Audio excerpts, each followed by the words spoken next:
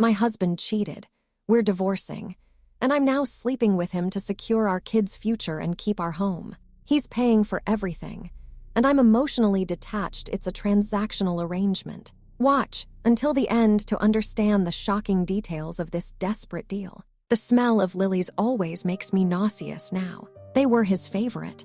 He'd buy them, these extravagant, aggressively fragrant blooms, and place them in a vase on the kitchen island like a pathetic attempt at penance. Ironic, really, considering the bouquet of betrayal he'd been cultivating behind my back. It wasn't a dramatic discovery. No late-night emails or frantic phone calls overheard. It was a casual, almost throwaway comment from Sarah, a mutual friend who works in Daniel's office. You know, Daniel seems really into Chloe. They are always laughing together. Just that, a breezy observation, delivered over a glass of lukewarm Chardonnay. But it was enough, a single, casual sentence, to unravel everything I thought I knew.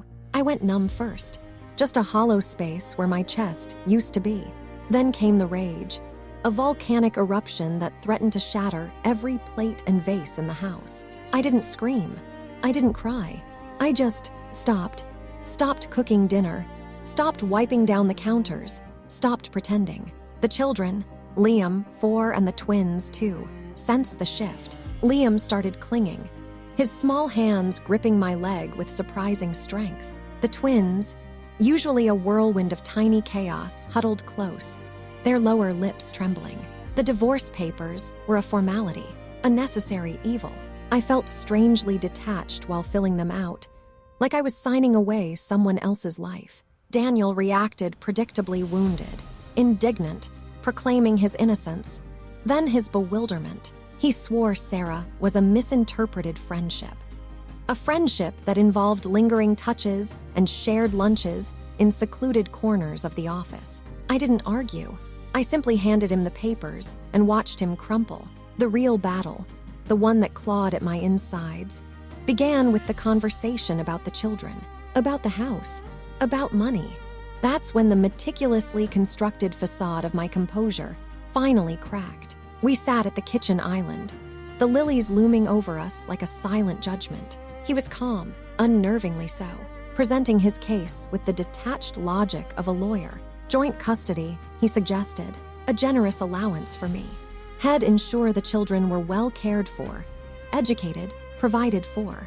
All the platitudes of a responsible father. What about me? The words escaped before I could stop them, a strangled whisper. I hadn't realized how brittle I'd become. He looked at me, his expression unreadable. Eleanor, be reasonable. This is for the children. Reasonable. He wanted me to be reasonable while he dismantled my life. While he casually handed my children over to a woman I hadn't even bothered to dislike. A woman who represented everything I feared: a fresh start, a life without me. The world tilted. The room seemed to shrink, the walls closing in. The lilies became overwhelming, suffocating. I saw flashes: Liam's gap-toothed grin, the twins' clumsy attempts at walking, Daniel's hand on Sarah's arm, a casual intimacy that felt like a physical violation. And then, the dam broke. I don't remember the specifics, just the feeling of being utterly, irrevocably lost. A sound my own raw and animalistic, tearing from my throat. I remember falling, the cold tile pressing against my cheek. I remember the blurry image of Daniel's face, a mixture of shock and something that looked disturbingly like pity. The housekeeper, Maria, found me curled on the floor, sobbing uncontrollably. She called my therapist. Then Daniel. I pushed them both away. I didn't want comfort. I didn't want solutions. I just wanted it to stop. The next morning, the silence was heavy, broken only by the children's gentle murmurs. I felt numb again. The edges of the breakdown softened, but the core of the devastation remained. Daniel was there, surprisingly. He didn't offer apologies. He didn't offer reassurances. He offered something far more insidious. "Let's just put this aside," he said, his voice low and persuasive. "For the kids. For us." He paid my bills that day. A gesture of, what? Guilt. Control. A twisted form of appeasement. And then he kissed me. A hesitant, awkward kiss that felt like a brand. It was a mistake. I knew it then. A desperate grasp for something familiar, something safe. But the safety was an illusion. And that's when I understood. The house wasn't about stability. It was about leverage. The children weren't just my responsibility. They were his bargaining chips. And me. I was the pawn. The lilies on the kitchen counter seemed to mock me. Their pristine white blooms radiating an innocence I felt ID lost. ID started avoiding them, actually. Anything beautiful, anything that once brought me joy, felt like a betrayal now. A reminder of what I thought I had. Daniel, of course, noticed my aversion. He always noticed, not with concern, not with the gentle observation of a husband, but with the calculating precision of a strategist. "You've stopped admiring the lilies, Eleanor," he said one evening, leaning against the doorway, watching me meticulously file my nails. A casual comment, but his tone held a weight I couldn't ignore. "Thayer, seasonal," I mumbled, not bothering to look up. He chuckled, a low, humorless sound. "Everything is seasonal to you these days. Even happiness." I finally met his gaze. He was impeccably dressed, as always. A tailored suit, a perfectly knotted tie. He looked like a man who had everything under control. And he did. Everything except me. "Don't start, Daniel." "Start what?" "Observing," pointing out the obvious. He moved further into the kitchen, closing the distance between us. "You're unhappy, Eleanor. We both know that. But unhappiness doesn't serve anyone, especially not the children." That was his lever, always the children. Managing. "Managing isn't living," he countered, his voice softening, adopting a tone that felt carefully practiced. "We could reconsider things. The separation, the stipulations." I laughed, a short, brittle sound. "Reconsider? You think we can just undo this?" "People change, Eleanor. Feelings evolve. We've been through a lot together. Surely we can find a way to mend things." It was a performance I knew, a calculated attempt to manipulate me, to remind me of my dependence. ID rehearsed my response 100 times in my head. "There's nothing to mend, Daniel. You broke it. You broke everything." He didn't argue. He simply looked at me, his expression unreadable. Then, he did something unexpected. He reached out, tentatively, and brushed a stray strand of hair from my face. A gesture that, in another lifetime, might have felt comforting. Now it just felt transactional. "Think about it, Eleanor," he said quietly, "for the children's sake." And then he left. The silence he left behind was suffocating. The weight of his words settled on me, heavy and inescapable. I kept telling myself I was strong. I kept telling myself I wouldn't cave. But the prospect of losing the house, of jeopardizing the children's future, was a constant, gnawing fear. The next few weeks were a blur of forced smiles, carefully worded conversations, and an increasing sense of dread. He didn't pressure me directly. He just hinted, reminded me of the legal fees, the mortgage, the children's schooling. He made it abundantly clear that my financial stability, and by extension, the children's, were inextricably linked to his continued generosity. Then came the night it happened. I don't want to dwell on the mechanics.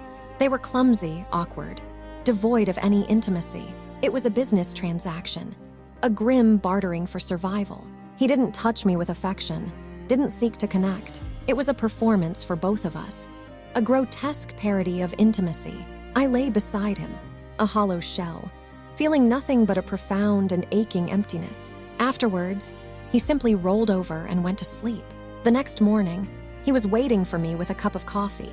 He didn't mention the night before, not directly.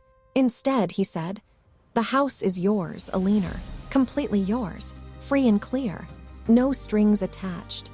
My heart hammered in my chest. A wave of nausea washed over me. What do you want in return?" I managed to choke out. He smiled, a thin, predatory curve of his lips. "Just continued companionship, Eleanor. Let's call it a mutually beneficial arrangement." The words hung in the air, slick and cold. Mutually beneficial arrangement.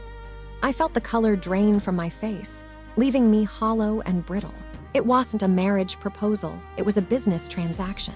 My body, my time, my everything, traded for the security of my children and a roof over their heads. I knew, deep down, that this was the likely outcome. Daniel had made his intentions clear, subtly at first, then with increasing bluntness. He wanted me, but he wanted control more, and had weaponized my vulnerability, my fear of losing Liam and Chloe to achieve it. The lawyers were meticulous, efficient. They framed it as a cooperative parenting plan, with financial support listed in the fine print. I retained the house, a sprawling, sterile thing that had once felt like a home.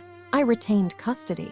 Daniel would have generous visitation rights, of course, and the financial support came with strings explicit, unspoken ones. The agreement stipulated a monthly sum, enough to cover the mortgage, utilities, and childcare. And in return, I was expected to be present, available. I started working part-time at the gallery again, cataloging acquisitions, assisting with exhibitions, anything to cling to a semblance of a former life, a life where I was Eleanor, the art historian, not just Daniel's asset. The work was tedious, the pay meager, but it offered a fragile anchor. It reminded me I had skills, a profession, a self that existed outside of this suffocating arrangement. I told Daniel I needed it. He approved, with a knowing look that made my stomach churn. It allowed me to maintain a veneer of normalcy, he said, a believable facade. The first few weeks were a blur of legal paperwork, awkward silences, and the constant, low-level hum of anxiety. Daniel would arrive, ostensibly to see the children, but the conversations quickly shifted. He'd comment on my appearance, subtly suggesting changes. My clothes, my hair, the way I arranged the furniture. It was a slow, insidious chipping away at my identity. I found myself censoring my thoughts, my words, my very posture. I became a reflection of his desires. Then came the night I broke. Not screamed, not wept, but broke. I was sitting at the kitchen table, grading a stack of art history essays, the silence broken only by the hum of the refrigerator. Daniel was upstairs with the children, putting them to bed. The weight of it all, the suffocating pressure of pretending, of bargaining away pieces of myself, just collapsed. I called Sarah.